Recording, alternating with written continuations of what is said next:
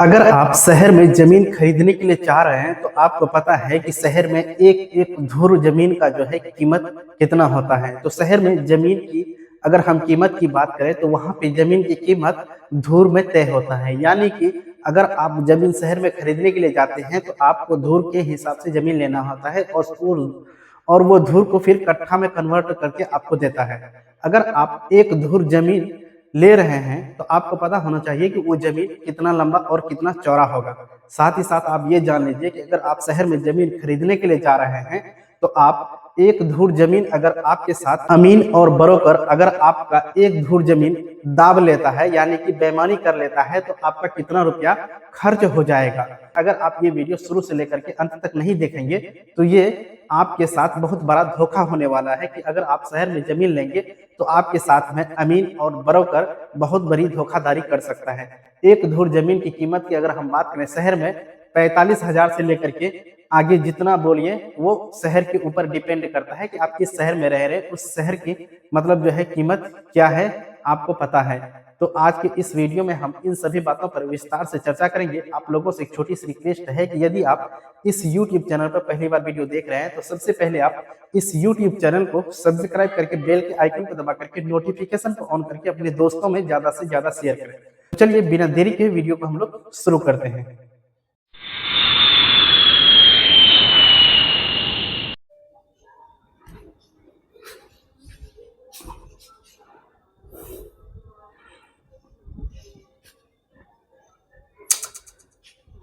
Video शुरू करने से पहले आप लोगों से एक छोटी सी रिक्वेस्ट है कि इस वीडियो को शुरू से लेकर के अंत तक एक बार अवश्य देखिएगा, तभी आपको ये वीडियो समझ में आएगी। अगर आप वीडियो को बिना स्किप किए हुए देख लेते हैं तो आप ये दिल में जो भी समस्याएं हैं, जो भी सवाल हैं, वो सारा सवाल का आंसर आपको मिल जाएगा। तो चलिए हम लोग देख लेते हैं।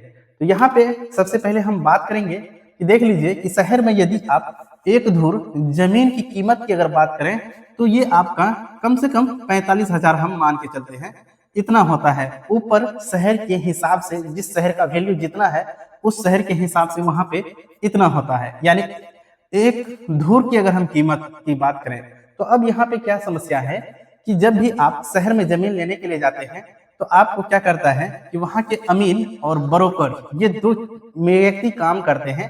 ये ब्रोकर ये अमीन के साथ मिला हुआ रहता है।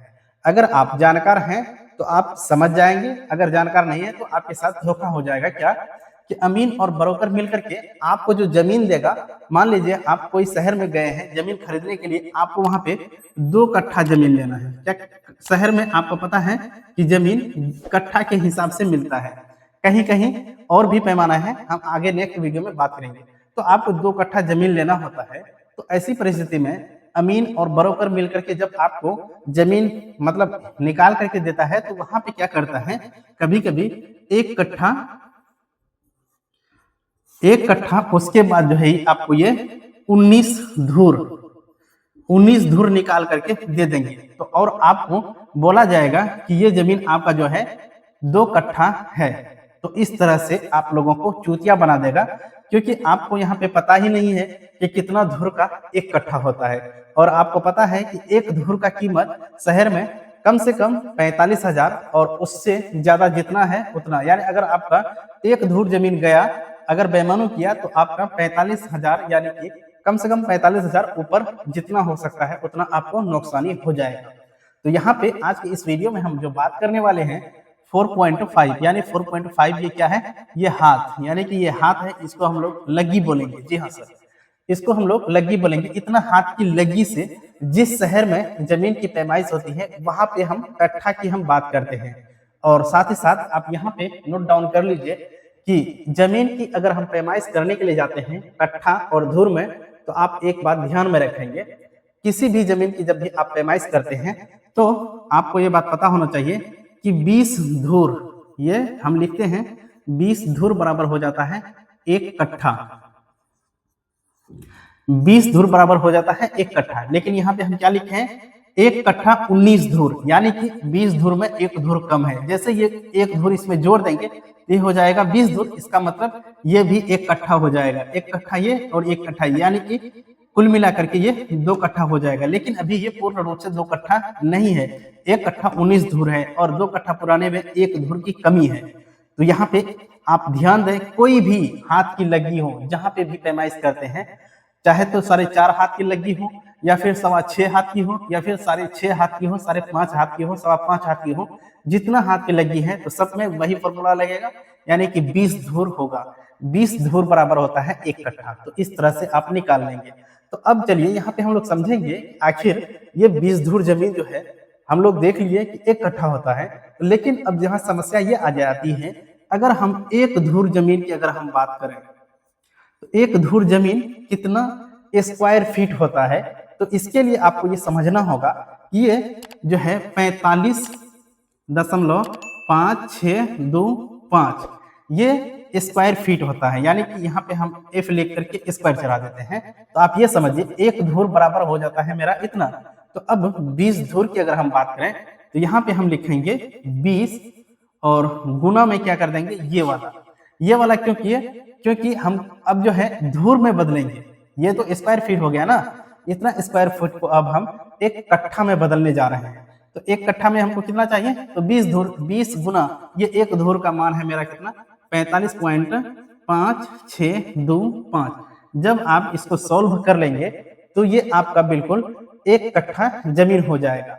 तो चलिए हम इसको सॉल्व कर लेते हैं। हमारे पास आ जाता है 911.25 स्क्वायर फीट। अब आप समझ गए होंगे कि यहाँ पे मामला क्या है। अगर आप शहर में जमीन खरीदने के लिए जाते हैं, स्क्वायर फीट की अगर आप बात करेंगे तो आपको ये समझना चाहिए कि 1 कट्ठा जमीन जो आपका होगा 4.5 हाथ की लगी से, तो वो आपका हो जाएगा 911.25 स्क्वायर फीट जमीन।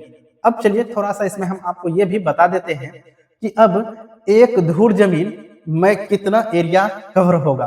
तो आप यहाँ समझेंगे कि मान लीजिए हम 1 ही धूर जमीन खरीद रहे हैं शहर में, तो अगर 4.5 हाथ की लगी है, यानी कि 4.5 हाथ की अगर लगी से आप जमीन की पैमाइश वहां उस शहर में हो रहा है, अगर ले रहे हैं, तो आपको जमीन कितना लंबा और कितना चौड़ा मिलेगा। तो आप ये वीडियो ध्यान से देखिए। तो आपको देखिए, आपका लंबाई हम लिख देते हैं, लंबाई हो जाएगा 6.75 फीट।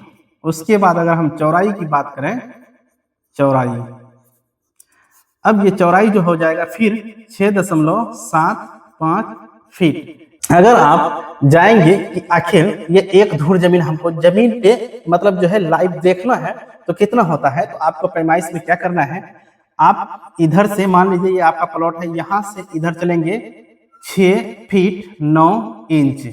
उसके बाद फिर आप इधर बढ़ेंगे 6 फीट 9 इंच। उसके बाद जो है फिर आप इधर बढ़ेंगे 6 फीट 9 इंच।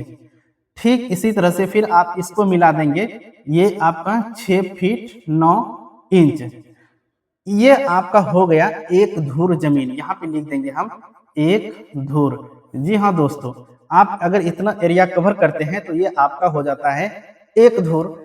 ठीक इसी तरह से आप जमीन पे अगर 1 कट्ठा जमीन लेने के लिए चाह रहे हैं तो उसमें कितना मतलब एरिया कवर होगा, कितना फीट आपको चलना होगा। तो चलिए आप थोड़ा वो भी जान लीजिए। तो अब देखिए लंबाई की अगर हम बात करें, लंबाई, उसके बाद हम यहाँ पे चौड़ाई लिख देते हैं, ये दोनों चौड़ाई।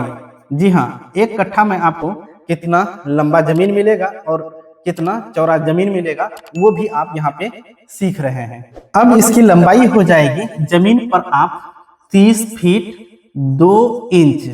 उसके बाद चौड़ाई की अगर हम बात करें तो 30 फीट 2 इंच। जी हाँ दोस्तों, अगर आप 1 कट्ठा जमीन लेने के लिए चाह रहे हैं, अगर आप चाह रहे हैं कि हम 1 कट्ठा ही जमीन खरीदेंगे, तो उसके लिए आपको मान लीजिए ये प्लॉट है, यहाँ पे आपको चलना होगा 30 फीट, उसके बाद 2 इंच। फिर इसी तरह से इधर आपको आना है 30 फीट 2 इंच। फिर इधर से आपको आना है 30 फीट 2 इंच। ठीक इसी तरह से फिर इसको मिला देना है, ये भी हो जाएगा 30 फीट 2 इंच। आप समझ गए होंगे कि अगर आप 1 कट्ठा जमीन लेते हैं तो आपका स्क्वायर फीट कितना होना चाहिए, 911.25 मतलब ये स्क्वायर फीट होना चाहिए। उसके बाद अगर इसी को जमीन पे अगर आप लेंगे एक चौकोर करके, तो आपको 30 फीट 2 इंच लंबा और 30 फीट 2 इंच चौड़ा लेंगे, तब जाकर के आपका ये एक कट्ठा हो जाएगा। यहाँ पे एक कट्ठा लिख देते हैं, ये आपका एक कट्ठा है। आप समझ गए होंगे कि हम इस वीडियो में आपको क्या समझाने की कोशिश कर रहे हैं। अगर आप एक धूर जमीन ले रहे हैं तो आपका जमीन कितना जा रहा है, 6 फीट 9 इंच लंबा, 6 फीट 9 इंच चौड़ा।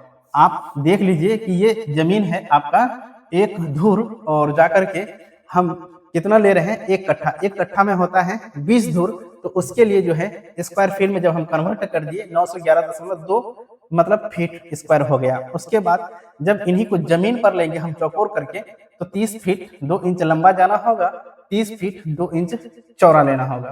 तो इस तरह से आप समझ गए होंगे कि अगर आप एक धुर का मान निकालने के लिए सीख गए हैं, तो अब आपको कोई भी ब्रोकर या फिर अमीन नहीं ठग पाएगा, क्योंकि आपको पता हो गया है कि एक धुर जमीन मेरा कितना स्क्वायर फीट होता है। तो आप यहाँ पे देख लीजिए, यहाँ पे लिख दिए हैं 45.5625 स्क्वायर फीट जमीन मेरा एक धुर हो जाता है। अब 20 धुर बराबर भी हम जान चुके हैं कि एक कट्ठा होता है, तो अब यही एक धुर का मान हम 20 से गुना कर देंगे, तो जितना भी हो जाएगा स्क्वायर फीट वो मेरा एक कट्ठा का हो जाएगा, जैसे हम यहाँ पे किए हुए हैं। तो इस तरह से हम लोग जान चुके हैं 4.5 हाथ की लग्गी से अगर हम जमीन खरीदेंगे शहर में, तो उसके लिए क्या पैमाइश करना है, हमको किस तरह से करना है। आप जो है पूरा चारों मेर की पैमाइश कर लीजिए। मान लीजिए कि अगर आप कोई जमीन खरीद लिए, अमीन आपको नाप करके दे दिया, आपको तो लंबाई भी देगा, चौड़ाई भी देगा, और जाकर के इस तरह से आपको दे देगा। तो आपको करना क्या है, फीता लगा करके आपको ये पैमाइश कर लेना है। मान लीजिए फिर आपको ये भी कर लेना है, ये भी कर लेना है, ये चारों मेर को आप नाप लेना है। चारों मेर को नाप करके अब करेंगे क्या, देखिए इसका रकबा निकालने का अलग अलग तरीका है। तो अलग अलग तरीका है, तो आप अपने हिसाब से समझ जाएंगे कि आपको किस तरह से फॉर्मूला लगाना है। तो यहाँ पे हम सेम ही रखें, मान लीजिए सेम ही लिए हैं। ये आमने सामने की ये दोनों लाइन को जोड़ करके आधा कर दीजिएगा, फिर ये और ये दोनों को जोड़ करके आधा कर दीजिएगा। ये दोनों का आधा और ये दोनों का आधा को आपस में गुना कर दीजिएगा। वो जितना भी आ जाएगा, आप अगर फीट में किए हैं तो वो फीट स्क्वायर बन जाएगा। तो आपको मान लीजिए जितना भी आ गया, यहाँ पे कुछ भी लिख दिया, हम 0 0 ही लिख दिए।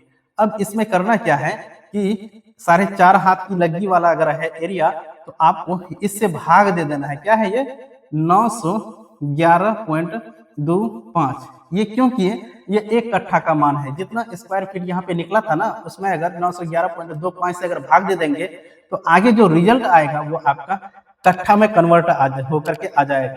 अब कट्ठा में तो आ गया, मान लीजिए कट्ठा में मेरा आ गया है 2.57, इस तरह से कट्ठा में आ गया। तो इतना तो समझ में आ रहा है कि ये 2 कट्ठा हो गया। अब ये भी तो कट्ठा है, लेकिन इस कट्ठा को आपको धूर में चेंज करना होगा। तो उसके लिए क्या करना है, 0.57 को गुना कर दीजिएगा 20 से। जब भी आप इसको सॉल्व करेंगे तो ये आपका आ जाएगा 11.4। ये हो गया आपका धूर। आप अब समझ गए होंगे कि अगर इस तरह से आया तो ये यानी दशमलव से पहले जो है आपका वो बिल्कुल कट्ठा है, ये भी कट्ठा है, लेकिन इस कट्ठा को आपको धूर में बदल लेना है। तो अब क्या हो गया यहाँ पे, अब जैसे आप दशमलव के बाद के अंक को 20 से गुना करेंगे तो वो आपका आ जाएगा क्या, धूर में। अब यहाँ लिखेंगे, यानी आपको समझना होगा कि 2 कट्ठा, टोटल 2 कट्ठा, उसके बाद 11.4 धूर, ये हो गया। ये मतलब इतना धूर जमीन हो गया। हम उम्मीद करेंगे कि आप लोगों को ये पूरा जो हम बताए हैं समझ में आ गया होगा। अगर आप शहर में जमीन खरीदने के लिए जा रहे हैं, अब आपके साथ किसी भी तरह की धोखाधड़ी नहीं होने वाली है, क्योंकि आपको जो बिल्कुल फॉर्मूला चाहिए था, जिस तरह का नियम चाहिए था, ये वीडियो में हम बता चुके हैं। और अगर आपको कहीं पे भी ये वीडियो समझ में नहीं आया है, तो कमेंट बॉक्स आपके लिए खुला हुआ है, तो आप कमेंट करेंगे, आपका कमेंट का जवाब हम देंगे।